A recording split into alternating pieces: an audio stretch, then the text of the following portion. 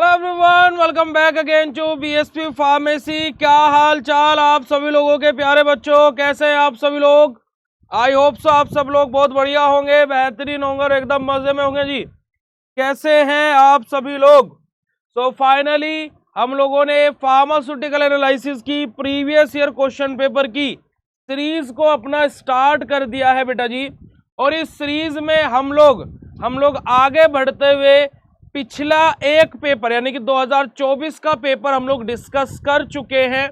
और उस paper discussion में मैंने काफी सारे ऐसे क्वेश्चंस थे जो आप लोगों को इंपॉर्टेंट भी बताए थे प्यारे बच्चों।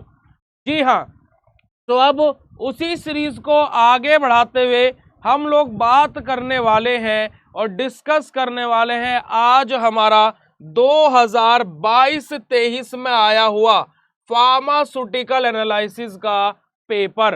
अब इस प्रीवियस ईयर क्वेश्चन पेपर को हम लोग क्यों डिस्कस कर रहे हैं, क्योंकि कि यहाँ से हमें यह पता लग रहा है कि पेपर का लेवल कैसे कैसे साल दर साल बढ़ता जा रहा है।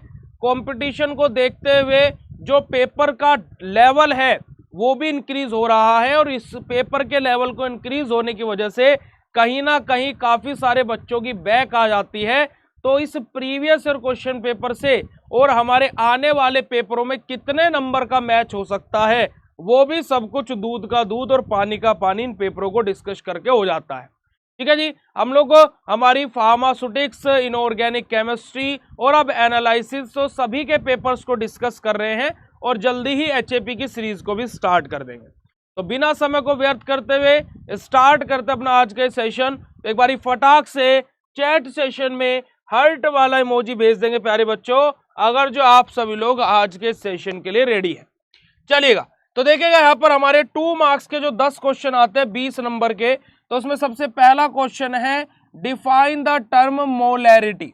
अब देखिएगा बेटा जी, मोलैरिटी और मोलैलिटी ये दोनों एक जैसे से ही लगते हैं, राइट। गुड मॉर्निंग बच्चा जी, very very good morning. Evening बोला था राजू, कहा भैया अभी सो करके उठे हैं क्या। ठीक है जी, अब देखिएगा मोलैरिटी मतलब क्या होता है हमारा बेटा जी, सिंपल सा हमारा basically how many number of the moles of the solute dissolve in the पर लीटर ऑफ द सॉल्यूशन, है ना, कि 1 लीटर सॉल्यूशन में कितने number of moles of the solute dissolve होंगे, यही हमारा मोलैरिटी होता है, जो हमारा कैपिटल एम से जिसको हम लोग डिनोट करते हैं और जिसकी यूनिट क्या होती है बेटा जी, हमारी मोलर होती है। ठीक है जी, ये हमारा सिंपल सा क्या है, मोलैरिटी में 2 लाइन की डेफिनेशन, आपको 2 लाइन का फॉर्मूला और 2 लाइन में यूनिट और इसकी क्या है बेटा जी, किस चीज से डिनोट करते हैं। अगला क्वेश्चन है डिफरेंस बिटवीन प्राइमरी और सेकेंडरी स्टैंडर्ड। प्राइमरी स्टैंडर्ड और सेकेंडरी स्टैंडर्ड में डिफरेंस क्या है, तो बड़ा ही सिंपल सा है, प्राइमरी स्टैंडर्ड जिसका कंसंट्रेशन पता हो, सेकेंडरी स्टैंडर्ड जिसका कंसंट्रेशन हम लोग पता करें by the help of primary standard. ठीक है जी, अगला क्वेश्चन है बेटा जी हमारा लेवलिंग एंड डिफरेंशिएटिंग इफेक्ट हमारा क्या होता है, ये भी बिल्कुल सिंपल सा है, हमारा 2 लाइन की डेफिनेशन यहाँ पर हम लोगों को लिखनी है।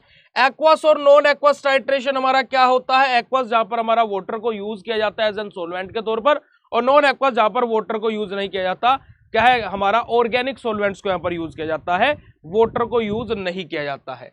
Illustrate the significance of modified Volhard method, हमारा कि मॉडिफाइड जो वोलार्ड मेथड है उसके सिग्निफिकेंस क्या होता है, थर्ड यूनिट प्रेसिपिटेशन टाइट्रेशन का क्वेश्चन आ गया। हमारे यहाँ पर क्वेश्चन दिया गया, देखिएगा कि KCl और AgNO3, यहाँ पर ये बेटा जी ऐसे एरो है, AgCl और KNO3 है, predict the given example of reaction is related to which titration. हमारा KCl है बेटा जी और AgNO3 है, आपस में रिएक्शन कर रहे हैं, जहां से हमारा क्या है AgCl और हमारा KNO3 बन रहा है, तो हमें प्रिडिक्ट करना है कि हमारा कौन सा टाइट्रेशन है। अब देखिए बेटा जी, इसका प्रिडिक्ट करने का बड़ा ही सिंपल सा तरीका है, ठीक है बड़ा ही सिंपल सा तरीका है। आप लोगों को क्या पता है कि AgCl प्रेसिपिटेट होता है, यस और नो, क्या आप लोगों को पता है कि AgCl प्रेसिपिटेट होता है। तो भैया जब यहां पर प्रेसिपिटेट बन रहा है तो बेटा जी हमारा क्या होगा, ये कौन सा टाइट्रेशन होगा, अब आप लोग खुद चैट सेशन में आंसर बता दें। देखिए ये इतने सरल से क्वेश्चन रहते हैं और आप लोग बोलते पेपर हार्ड आते हैं, बताइए आप ही। देखिए बताने वाला चाहिए, समझाने वाला चाहिए, पेपर तो कर आप फिर खुद ही आएंगे। बताइएगा जरा, AgCl आपको पता है, क्लोराइड के लिमिट टेस्ट से आपको पता है, क्लोराइड नामक लिमिट टेस्ट से आपको पता है कि AgCl हमारा क्या होता है, व्हाइट कलर का प्रेसिपिटेट होता है है ना। Mohr's method, Volhard method, Fajans method से हमें ये पता है कि AgCl हमारा व्हाइट कलर का प्रेसिपिटेट होता है। तो जब AgCl बन रहा है, तो जब ये प्रेसिपिटेट कहीं पर बनता है तो वो टाइट्रेशन क्या कहलाता है, बताइएगा आप ही। वो टाइट्रेशन क्या कहलाता है, प्रेसिपिटेशन टाइट्रेशन, बताइएगा। अभी ये क्वेश्चन 2 मिनट पहले बड़ा डिफिकल्ट लगता, 2 मिनट पहले बहुत टफ लगता है क्वेश्चन, बताओ। ठीक है जी। हमारा इंडिकेटर क्या होता है बेटा जी, जो हमारा क्या इंडिकेट करे कि भैया आप टाइट्रेशन रोक दो। अब ऐसा मत लिख देना, हम देसी भाषा में बता रहे हैं कि हमारा इंडिकेटर क्या इंडिकेट करता है, भैया टाइट्रेशन रोक दो, है ना। यानी कि एंड पॉइंट डिटेक्शन हमारा बताता है कि एंड पॉइंट आ गया, अब टाइट्रेशन रोक दो, रिएक्शन हो चुकी है। ठीक है। अब देखिए इंडिकेटर ये तो काम करता है, जैसे गाड़ियों में इंडिकेटर होता है ना, लेफ्ट जाना राइट जाना है ना जी। डी पर टॉप टॉप टॉप टॉप जल रहा है, तो मतलब क्या है कि बेसिकली क्या है कि कुछ यहाँ पर रुका हुआ है वाहन। परंतु स्त्रियों के केस में थोड़ा सा अलग है कि अगर जो उनको लेफ्ट जाना है तो वो राइट साइड का इंडिकेटर देगी, और अगर जो ठुक गई तो गलती आपकी है। ठीक है। अगर जो उन्होंने राइट जाना है तो वो लेफ्ट साइड का इंडिकेटर देंगी, तो फिर अगर जो तो भी ठुक गई तो भी गलती आपकी है। ठीक है। और या फिर अगर जो वो डिवाइडर में जाकर के ठुक गई तो गलती डिवाइडर की है, क्योंकि कि वहां डिवाइडर बना क्यों, है ना, क्योंकि वो ड्राइविंग कर रही थी तो डिवाइडर वहां पर नहीं बनना चाहिए था।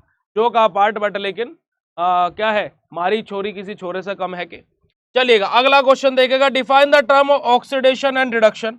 ऑक्सीडेशन क्या होता है हमारा, अब यहां पर देखिएगा कि ऑक्सीडेशन क्या होता है कि जहां पर ऑक्सीजन आ जाए, रिडक्शन क्या होता है जहां पर रिडक्शन आ जाए। देखिए ऑक्सीडेशन का मतलब क्या होता है बेटा जी, जहां पर एडिशन ऑफ ऑक्सीजन या फिर रिमूवल ऑफ हाइड्रोजन हो रहा, और रिडक्शन का मतलब क्या है, जहां पर एडिशन ऑफ हाइड्रोजन और रिमूवल ऑफ ऑक्सीजन हो रहा। बड़ा ही सिंपल सा कॉन्सेप्ट है।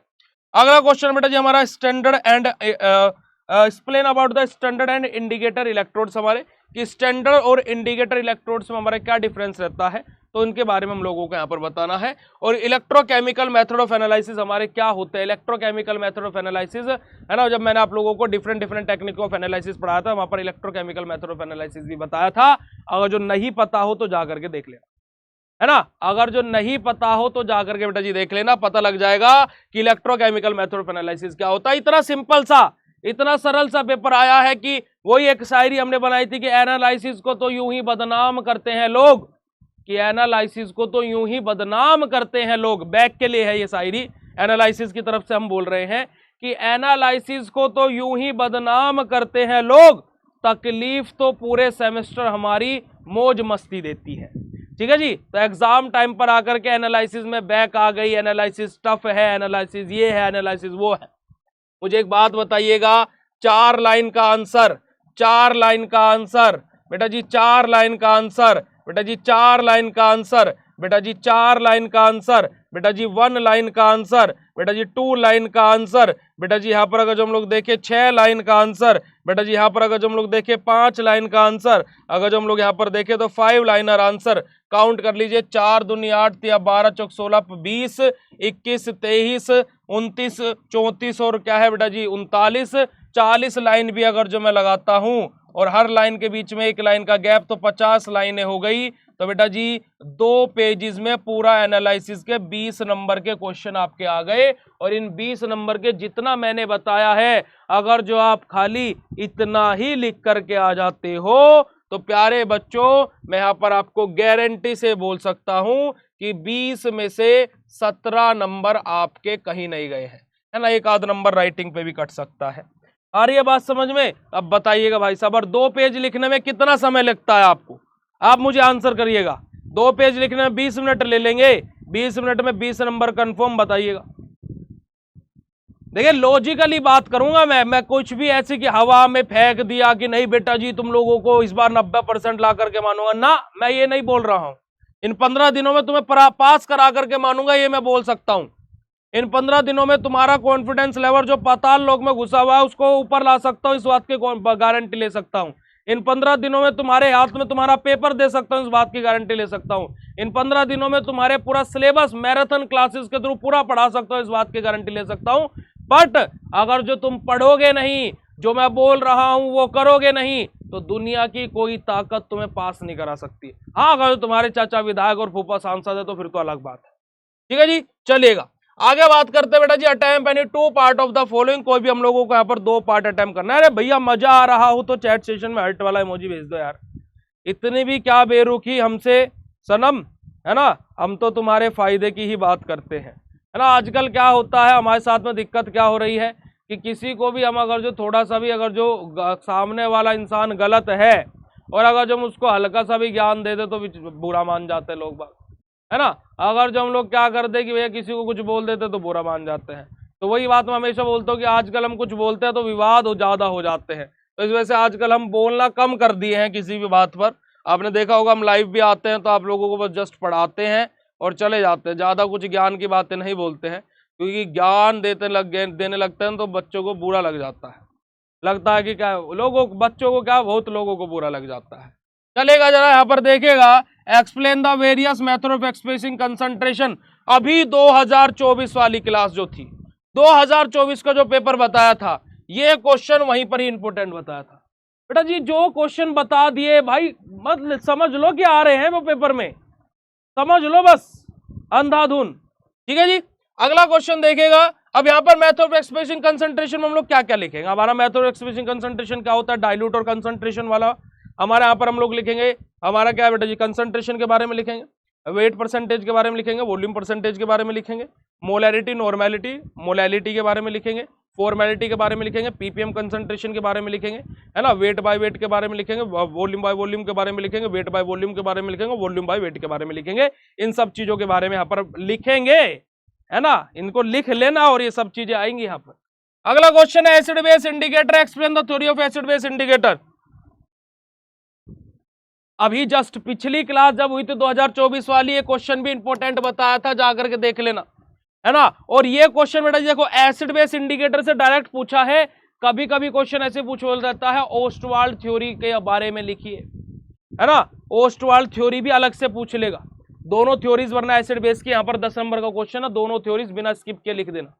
ठीक है जी, चलेगा अगला question, discuss the detail account of the various step involve in the gravimetry analysis.